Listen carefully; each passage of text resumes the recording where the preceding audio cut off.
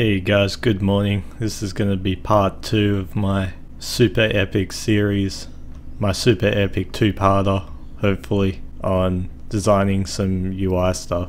So far I've been focusing mainly on the player UI, so like you enter the menu and then all the options you have. I'm going to show you some progress I've made. I'm going to try and keep it brief. The UI design stuff can be a bit boring. Yeah, I'll try and keep my descriptions a little bit brief and try and show off more designs. This time around I'll go ahead and show you what I've done. So this is, as we left it before, the main menu screen. Of course, for each player that you have, it will repeat down and it'll satisfying box. Pretty typical, relying quite heavily on a lot of icons to communicate what the player's wearing and what commands the players have equipped. I still haven't done the coloring of the icons because I haven't finished. That's something I'll probably come back to a bit later, but you know, these icons down the side will probably be colored differently to the equipment and the commands. I can change some of the text color as well. Whatever, there's a lot of stuff to do. Now the way I left it before was I had an equipment menu that looked like this, and I was very concerned about how cramped it is. It is somewhat functional, but you know, I've got, if I want to change how many things can be equipped, I don't really have much room. The sub list where you'd actually go about selecting your equipment, there's not a lot of room to scroll. It's very cramped. If you had like a lot of items, it would be very hard to get a good amount of clarity as to all of the options you have, for instance. And then there's like the detail information on what you're hovering over, a little bit cramped as well, tossed up, maybe using icons to replace some of the information, like speed +2 could be an icon that represents speed and then +2, because text is very hard to weave in, and the player stats would be here, all very cramped. It would rely on me not scaling it very much. So I thought it would probably be better to just ditch the idea of having it in that neat little window like that, and instead use a bit more space that we've got so it'd be less cramped. So now what will happen is, say you hit equipment and then you select your player.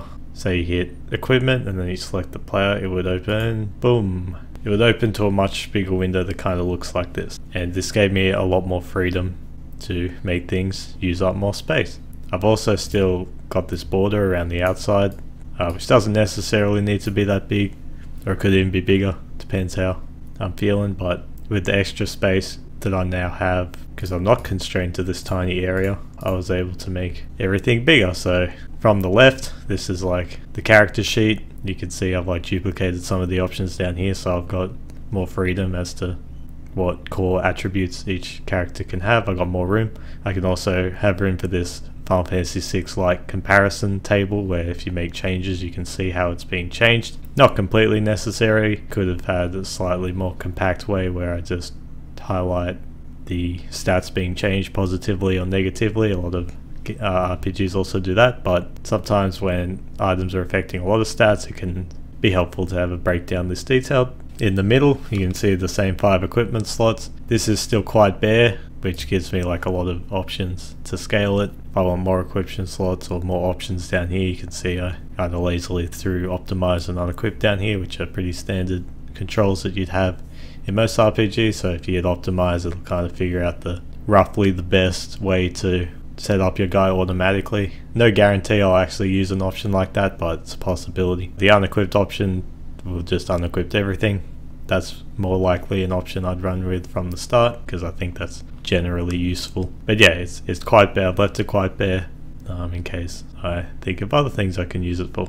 And then on the right, you can see we have a lot more room for actually going in and selecting the equipment, and we have the same window for our detailed view. So it is possible with this as well that I move this stuff up so it fits in this kind of quadrant, and then this could be expanded to be almost double the width if I need that extra information. But yeah, there's a lot more breathing room here, so this is more likely something I'd roll with from the start. You can see I kind of have this segmented design where this is its own window, and then this is like a composite window with windows in it.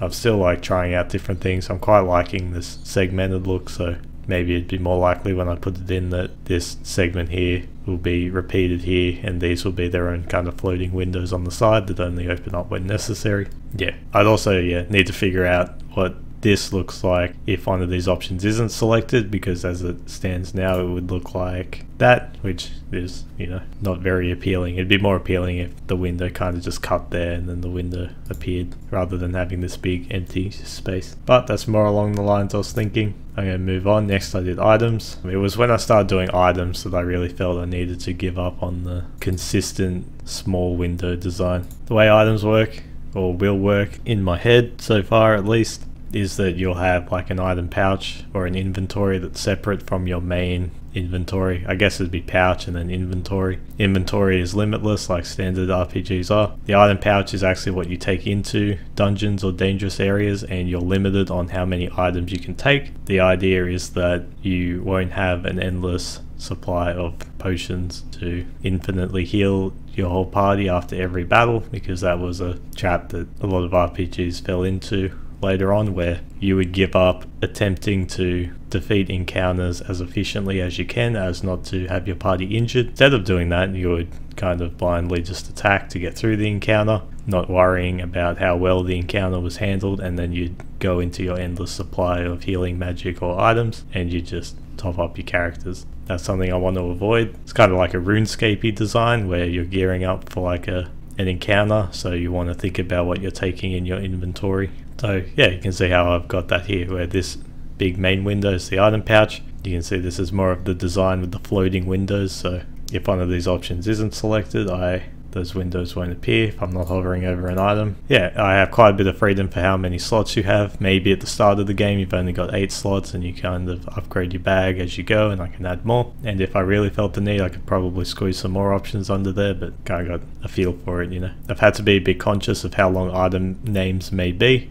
so that's why there's, after these names, probably would have been smarter to fill it up with characters, but I've left like ample room for longer names. And at the bottom, similar to the equipment screen, I've got like these meta options, like empty might just clear out the item pouch, and autofill, maybe you select a few important items and then you can use autofill and it will just throw in your best healing items or something like that. Yeah, so that's what I'm thinking with the item pouch. This actually will need a little bit more work because I need controls not only to swap in and out the items, but I need an item window that allows me to use items from the pouch or use items. Yeah, this is more of a item menu that you'd have access to if you're in like a safe area like a town. You do have the option to go from pouch to inventory, whereas actually during the dungeon the needs of this window is going to have to change so that you are unable to access your inventory. You could view your inventory, but you can't take from it, and instead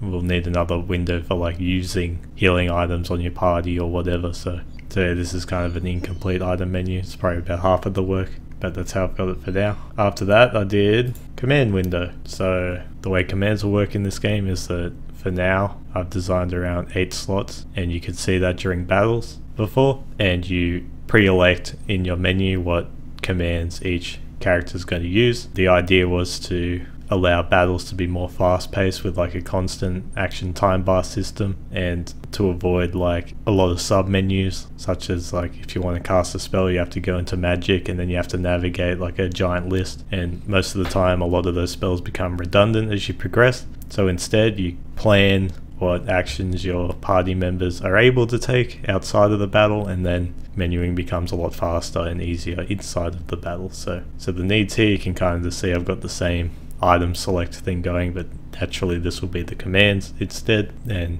you can see I've got like a lot of dummy commands here, and then they will need like their resource cost on the side here. Yeah, so I had to be a bit conscious of how much naming room I've allowed for the commands, and then as with the other things, there's a few meta options like remove all or auto for leaving it to the game. Commands need that bigger description box that I mentioned was a possibility before. You can see here, this is the name of the command A, B, C, D, whatever, cost up here, and then the nature of commands is that they aren't really just a collection of stats and attributes. They might need greater description of what they actually do. So I've given myself a bit of room to describe how they work. Finally, for now anyway, the class map, which is, I had to take a step back and do a bit of thinking with this, and my thoughts were definitely impacted by how much room I have with the UIs. So I will go ahead and attempt to explain what's happening here. Maybe I start without that. Okay, so on the left we have a character screen that mirrors the equipment menus one, because in what I've called the class map, which is essentially what's called the skill tree and everything else, your stats and stuff will be influenced by decisions you make here, so it might be helpful to have a summary. The way it works is each class has a small collection of each of these: Heroic Might, Unwavering, Memory of Home. These are the names of like mini trees, and a mini tree would look something like this. That's one example design. When I was planning, I had it laid out like this so I could figure out kind of the maximum I could do. It's not too dissimilar from the system I had in Fantasy Reign either, although that was a lot more modular and cramped and a bit confusing. This should be simpler, but the idea was that, yeah, I just love skill trees, alright? You can't stop me from having a system like this in an RPG, alright? This is what I live for. So imagine you create a new warrior, and these three are your default trees, and these three, you can ignore these for like the first half of the game. You have skill points, probably corresponding to the amount of levels you've gained. I haven't thought about metrics on that level yet, but these are like the names of the 3 different skill trees you have, and these are the number of points you've allocated. Somewhere here we'd probably need some meta options for like removing all points, so it's not a perfect design. But each of these, so this might be the example of the Heroic Might tree because that's what we've got hovered, and then there's also a description down here similar to the extended command description where, yeah, it's got some flavor, purpose and truth. I'm the warrior with strength rivaled by few, and then maybe in a different color it gives like a very taglined summary of what the tree focuses on. So it's affix wise, it's like very balanced tree: attack, defense, speed, all that stuff's kind of balanced, and it focuses on benefiting sword users, shield users, and maybe those that grant auras to themselves or allies. So the icon, I've like just repeated the ring icon, but the idea is they'd have their own icon, right? The icon would be the center of the tree where you start, so those would be the same, and then you kind of choose which way to go based on how many points you've got, and then you've got like a mixture of minor and major nodes where, yeah, your pathing and decision making will primarily probably be based around what major nodes you want and what tree you want to spec into. Yeah, the information, once you select like the tree, obviously you'll go into the tree and you'll get a cursor, something like that, square cursor for this reason maybe. I could like keep using the same cursor I've been using, the kind of classic pointy, but maybe it'd be a bit annoying if it'd have to be like drawn over the nodes. Maybe it wouldn't look so good, but maybe it would. I don't think that's such a big deal because the focus will be on the one you're pointing to. And it's a very squared design so that you can navigate up, down, left to right quite easily, because I think because the primary way to play this I'm targeting is like playing with a controller, stuff like diagonal movement for menus I don't think translates so well. Perfectly fine to do that.